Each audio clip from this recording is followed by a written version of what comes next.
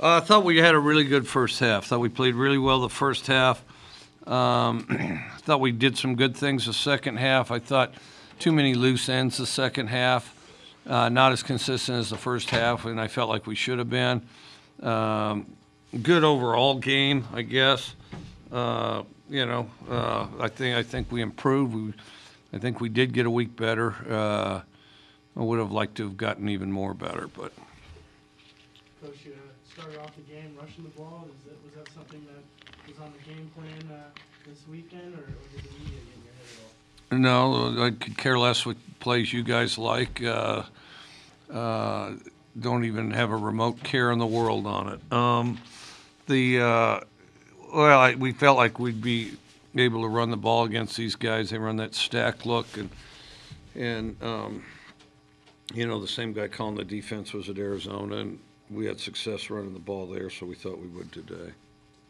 Coach, you got to rotate a lot of the young guys in on both offense and defense. How do you think they played today? Mixed. I think mixed. I mean, that's why you want to get them experience the best you can, so you can get better at it. I thought we were mixed. You ever had a game where you've been able to dip into your depth chart so much they're not even on the roster come game day? Well, like who? I can't think of. I don't know. I don't pay attention to the roster anyway, but the travel guys. But probably. Like there were quite a few opportunities where guys were getting a lot of yards after the catch or breaking the first tackle. Do you think that was a good category today? I thought we improved on that, yards after the catch and making people miss. I thought we were more consistent at going straight up field today than we have been. What are your thoughts on Jihad Woods in his first career start? He does a good job. He's been doing a good job in practice. We'll have to see the film to give a thorough answer, but he's been playing real well, and I think that Jihad's a guy that's really kind of developed into a player, I think, quite quickly. And he's kind of a big hit guy. So, yeah, and then, he's smart, especially for a young guy. Bernard Bell has second 100-yard receiving game. What has he been doing to allow him to succeed so much early on in his career? He's an extremely coachable guy. He does what you tell him to do. He's always, he never gets in his own way.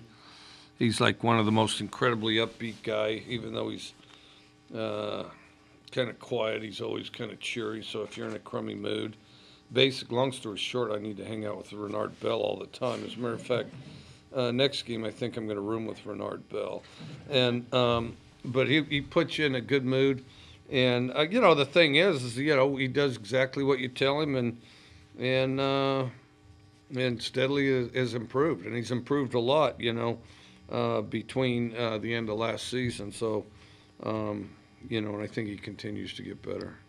Seemed like Luke had a pretty good time back there. I thought pretty well. They brought three a lot. I thought he had pretty good time. I thought I don't think he should, several of those sacks I think he could have avoided. Not that the time was perfect, but nothing's ever perfect. And so, he needs to avoid that. And then, the second half, I thought we were more inconsistent as far as, how we protected and how we run blocked. Do you think this is the best game Luke has had in just spreading out the wealth, 13 receivers with a reception? How do you think? I don't know. I mean, we try to do that anyway, but, I thought he did. Yeah, he really only had 2 series that I objected to, which is pretty good, which I think is a pretty good job. How do you think that Pelur's absence was filled this afternoon? Pelur's in the locker room and with us, so he really wasn't very absent. Coach, what do you think about what Matt's got going on the other side? Is that foundation kind of there for this program, being Nevada? I think they're getting better. I think, I think that they got some speed out there. I think the battle's always to get everybody on the same page, and you never do that perfectly, but then you get more consistent at it. But I think, they really run some good things. I think one thing that was disruptive today was our defensive line. I think, it's not so much that they didn't get guys open or have people as much as, up front, we were doing a good job of affecting them most of the day, I thought.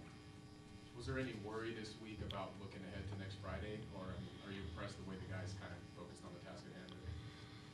I thought we focused on the task at hand. I mean, you always wonder. I mean, you don't want them to listen to the outside noise. I mean, if the outside noise, regardless of who it is, not just you guys, but I mean, I got a pile of relatives and friends that are experts on every football game I've ever been involved in. So you guys are in good company. That got their 2 cents worth, and I'm sure these guys hear it from girlfriends, English teachers, and the guy at the coffee shop on campus or whatever. And they have to have the discipline to shut that out and just focus on their job and us. And I think that can be challenging, especially now with all the information age and stuff going around. But, that's always been part of it. That's always been part of the discipline that you have to have. And, of course, we talk about if everybody on the outside knew so much, why are they asking us questions? I mean, so we need to have the discipline to just focus on little things and our jobs. Jalen seems to be in the right place at the right time. A few times today, I think it's 3 interceptions now. What has he done well for 4 games into the season? Just incredible intensity. He's very intense. Jalen's also pound for pound, very strong guy. He'll walk in here in a minute, be a skinny little old guy, but he hits harder than most skinny guys. And fast. A lot of intangibles too, as far as just being smart where he needs to be. And part of it, I think he's a very confident player, and I think that's what's let him play early and allowed him to improve a lot. Garrett McBroom continues his good play early on in the season.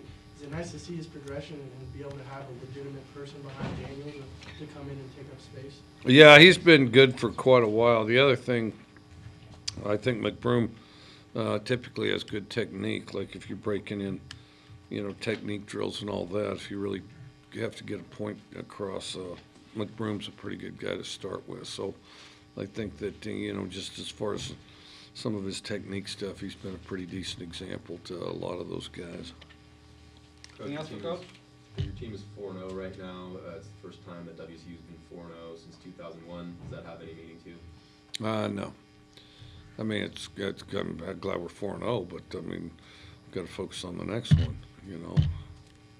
Coach, speaking of that next one, how tough is it to lose a day? I wonder if you could just take us into how you guys make up for that. Well, we're gonna talk about it. The biggest thing, the most difficult is Sunday and Monday, because you got to get the game plan in and get through a whole pile of film. And yeah, the toughest is always Sunday and Monday is always the toughest, and it's just accelerated and a little tougher yet losing the day. Do you think the offensive line played their best game today? Well, I don't know. If you need 4th and a foot, we probably ought to be able to get that.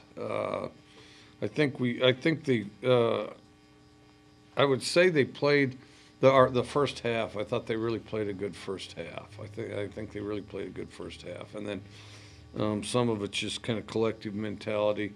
And it starts with us as coaches. It starts with me as a coach. Everybody's a coach, you can't let the scoreboard affect you, and I think that second half we let the scoreboard affect us some.